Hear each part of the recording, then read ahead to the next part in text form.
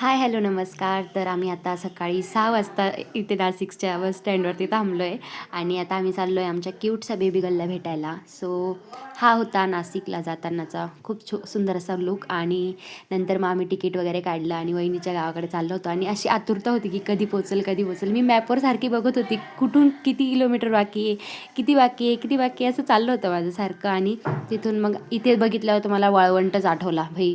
आणि मग आम्ही फायनली वहिनीच्या घरी आलो आणि वहिनीच्या घरी आल्यानंतर आम्ही ॲक्च्युली वहिनीने त्यांना सगळ्यांना सरप्राईज होतं.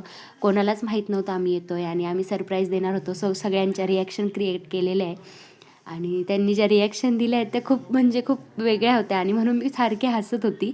आणि तुम्ही बघू शकता आम्ही जस्ट एंट्री वगैरे केली आणि वहिनी फुल झोपलेल्या होत्या आणि बेबीला झोपवत वगैरे होत्या. वहिनी डायरेक्ट उठून म्हणतात, ताई तुम्ही इकडे वगैरे.